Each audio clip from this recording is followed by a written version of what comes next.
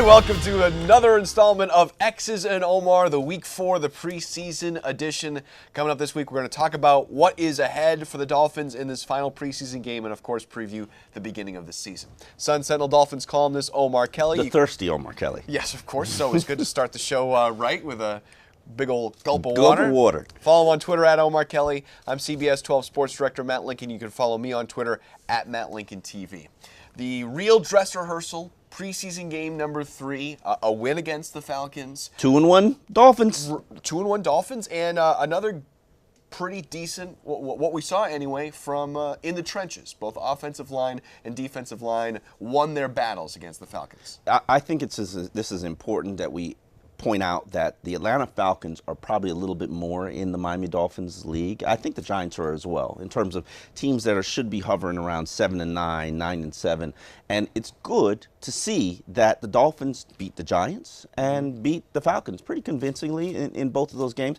Yeah, not all your starters played. Yeah, not all of their starters played. But it's important that you start to build on successes instead of Cam Cameron's fail forward fast. And they've done that. They've built on some successes. And what I really liked is Ryan Tannehill's protected. Right. We've seen 2 straight games now against 2 bad lines. I would say there were probably 2 of the bottom 5 off defensive lines in the NFL, but 2 games where Ryan Tannehill has been sacked 1 time, where he's had a clean pocket, he's had an opportunity to work, and you know where I stand. That to me is priority number 1 for this team, because if you do not win the trenches, you do not win the game. Then we've also seen them do a little bit better against the run. I thought it was very important that against this Atlanta Falcons team, which finished one of the top 5 rushing teams in the NFL last year, that they contained the edges, that they did a better job tackling. And against the first team starters, 7 carries, 10 yards. Very, very good. Very, very good. And that was without Ndamukong Suh for most of that game, because he suffered an ankle injury. To me, steps in the right direction with the trench play. Now we have to continue to see forward progress, because they're not where they need to be. When you're averaging 3.3 yards per carry and one of the top 5 rushing teams in the preseason, it clearly shows you there's still plenty of work to do. Well, we're basically through the meaty part of the preseason. Not going to see a lot against the Titans. So what are the big takeaways now from the preseason as a whole that we've seen from this team? To me, the things that you've learned from the exhibition season is Laramie Tunsil looks like he's ready to be a starting left guard.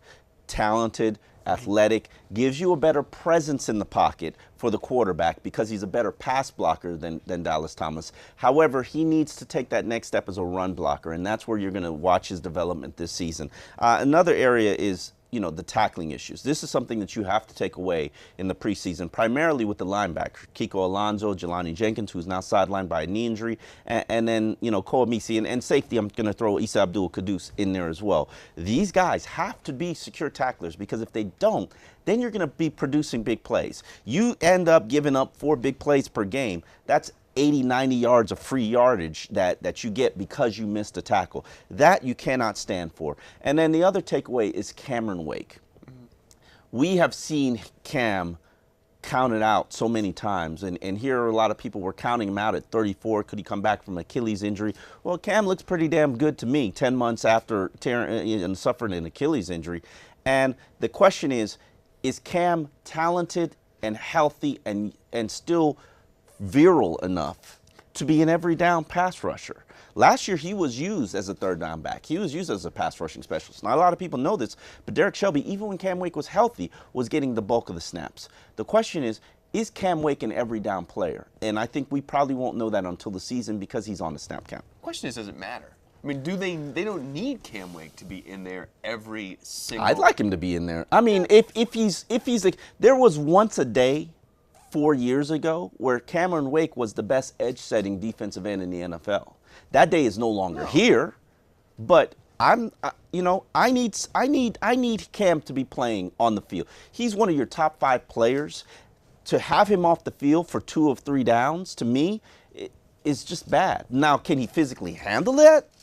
That's a different subject. And it's important, like Adam Gase says, that Cam Wake finishes the season in December and finishes the season well. A healthy Cam Wake is a dangerous player. We saw when he got healthy for 2 games, he gave you 7 sacks. I would love that kind of success ratio. That's the thing about defensive end, though. I mean, if they make 4 to 6 impact plays a game, then that's a huge game. So if he yeah. plays 20 snaps or plays 40 snaps, the fact that whatever it takes to have him make those plays. Joey Porter put it best to me one time, the illustrious Joey Porter, who's never shy on words, now coach with the Pittsburgh Steelers. As a pass rusher, as a defensive end, or a 3-4 outside linebacker, he explained, all I need is 3 victories a game. There you go. 3 victories a game, and I'm headed to the Pro Bowl. That's 3 wins. Now, you play 50 snaps, you get a lot of stalemates, but you win 3 times, that's a lot of times where you're putting teams in difficult situations. You're sacking the quarterback on 3rd down, or you're putting them at a 2-14 situation. You need 3 negative plays. You need to get in that quarterback's head. 3 victories a game, and you're headed to a Pro Bowl. I think Cam Wake can still do that. So some good news. There's certainly been some good news over the past week, but also some rough news regarding Dolphins and their health. Yeah. Let's start with some of these injuries. Mike Pouncey injures his other hip. The other hip, totally unhip. The fact that he has all these hip injuries. Hey, that's what happens when players age, man. Could miss the first couple games. Yes. And we've got a guy who's never played an NFL game before, Anthony Steen, filling in center. How is this going to work? You know what? Mike Pouncey, a healthy Mike Pouncey, he's one of the top 5 players on the team as well, and one of the more important leaders. Having a healthy Mike Pouncey is very important. Now, Anthony Steen, I've watched him practice for 2 weeks. I've watched him play. He's okay. He gets the job done. There isn't a liability there at center. I'd like to see him continue to develop. I think he's got a ton of upside. Not a ton, but decent amount of upside.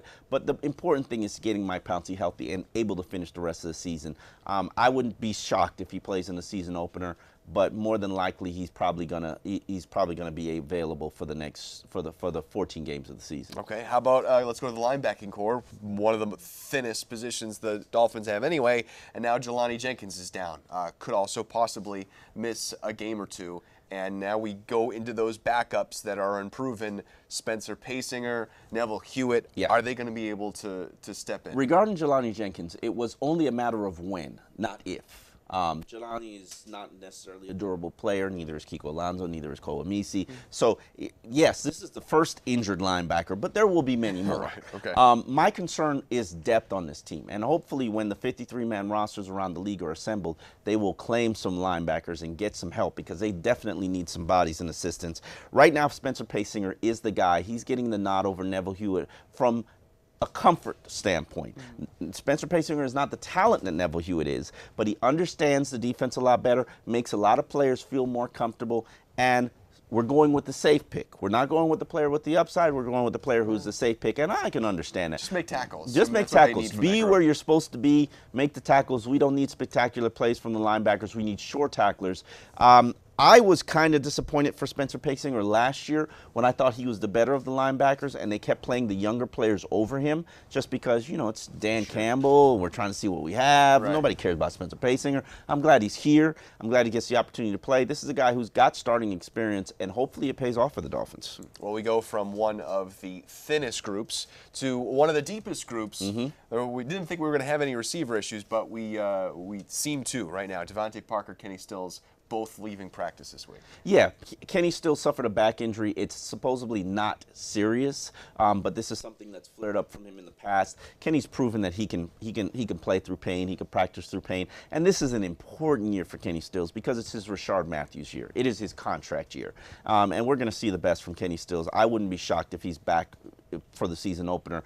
Now, the other one that's a little bit more concerning and troubling is Devontae Parker, who has been practicing in bubble wrap for the past 2 years, is honestly not that hard of a practice performer. He just doesn't go all out during practice, and for valid reasons. Because and Adam Gase called him out for that this week. Yes, Adam Gase called him out, and it was very impressive to see Adam Gase do that because sometimes privately is not going to get the response that you need. It's not going to get the rookie to pay attention to what he needs to do. The last time they had a conversation is about making sure you hydrate, make sure you drink Gatorade. Now this conversation has to be about making sure you push yourself during practice. And I've watched Devontae Parker all of training camp, going back to OTAs, when he was healthy, and the effort level was probably at a 75 as opposed to 100. And then he can turn it on like a light switch. But that's a little bit concerning to me when I've watched elite players, and Devontae Parker has the talent to be an elite player.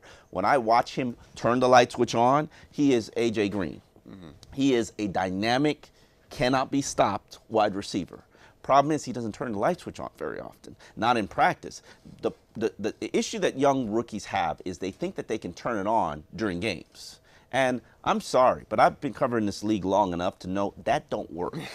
It might work for guys like Cameron Wake, who cannot practice that hard because he can't beat up his own offensive lineman. But a wide receiver who has to work with timing and route adjustments and pacing of the field with Ryan Tannehill, I don't think so. And I have a big issue with Ryan's chemistry with Devontae. Yeah, he can throw him passes, and Devontae's large catch radius will allow him to catch it. But where's his comfort level with Devontae? Right now, I watch practice, and Devontae's that third receiver, and he has the talent to be the #1 receiver. Which is also interesting, too, because it didn't seem like Parker losing the job as the starting X receiver to Stills was motivating him that much either. You know, I mean, it's not fair to say all three of them are starters. Devontae is a split end. Kenny Stills is the flanker. I mean, they play two different roles, even though they are kind of interchangeable. So he's not losing the starting spot. If they enter the two wide receiver sets, yeah, Kenny Stills will be on the field, but Devontae's just as important, if not more. Okay.